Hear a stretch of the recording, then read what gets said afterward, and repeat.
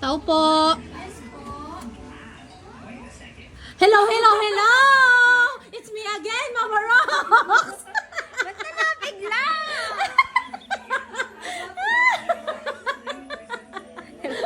Yume!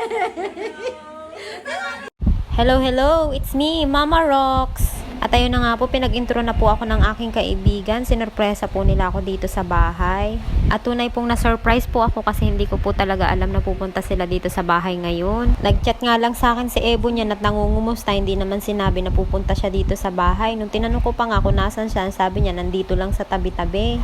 Ang naging reaction ko pa nga, ano ba yan? Kapag tinatanong, lagi na lang sinasabi, andito lang sa tabi-tabi. Tapos bigla na lang bubulwag dito. At hindi nga ako nagkamali. Si Beshi Ebo nga, hindi ito ang first time na pumunta siya dito sa bahay. Pangalawang beses niya na itong pumunta dito. Nung una, alam ko na pupunta siya kasi hindi pa naman niya alam itong bahay. Pero ngayon, alam niya na kaya nanggugulat na lang.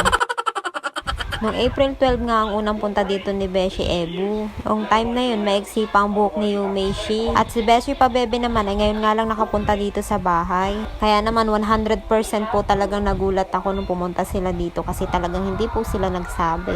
Nagluluto pa nga ako ng aking paninda nung dating nila at syempre nung dumating sila agad ko nga dineliver at nag-close na nga agad ako. Dahil ang sabi ko nga lamang sa kanila ay tara na lamang gumalat. Dinala ko nga sila din sa Tanawan, Batangas. At dito ko nga una silang dinala sa Orban at tamo naman ang beshi ko humataw agad. Ang pera talaga ng beshi ko.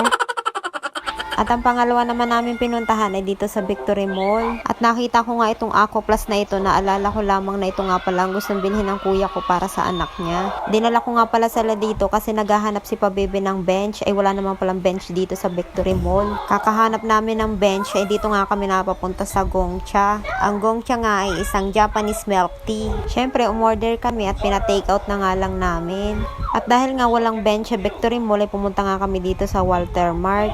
Asos at bibili lamang pala ng towel para sa jowa. Kasi pag mumurahin daw pong towel, ay nako, baka daw mabutas pagpahid sa mukha. At pares nga silang bumili ng bench towel. Ako lang yata ang walang nabili dito syempre naman kasi 'di ba sinamahan ko nga lang sila.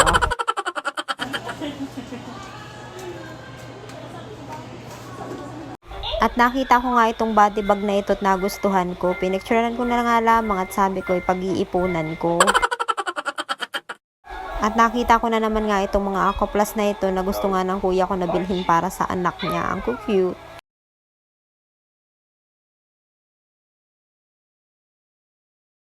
Hindi ko nga pala kasama si Yumeishi. Iniwan ko siya sa Tata Robelin niya. Ayaw pa nga niyang magpaiwan kung hindi ko inuto-uto na sabi ko bibilhan ko siya ng maraming juice. Kaya naman bago kami umuwi ay nagdaan muna kami sa grocery store. At binilhan ko nga si Yumeishi ng pagkadaming juice kasi yun lang naman ang kasiyahan niya. Sila naman ay bumili ng alcohol at pulutan kasi nga raw mag-happy-happy nga raw kami. After nga namin mag-grocery ay umuwi na nga rin kami. Naka-e-bike nga lang pala kami para naman makatipid kami sa pamasahe. At dahil nga malaki ang aking angkas ay naku, hirap na nga tumakbo ang aking e-bike. Kunting mapadaan nga lang sa lubak ay naku, ay ayaw na ngang umandar, kailangan pa ng tulak.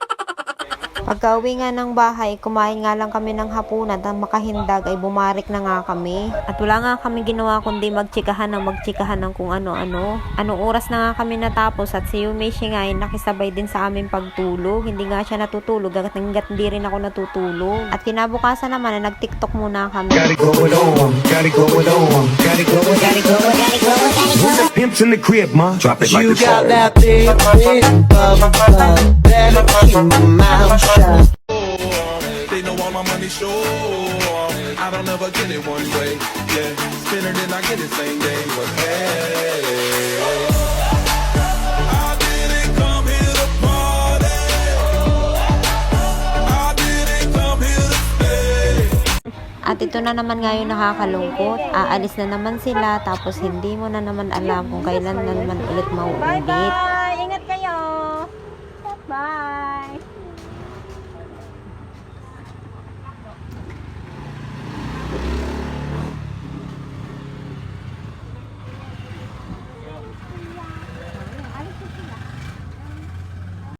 O siya, hanggang dito na lamang. Salamat sa panunood at hanggang sa muling pagkikita mga Beshiwap. Bye!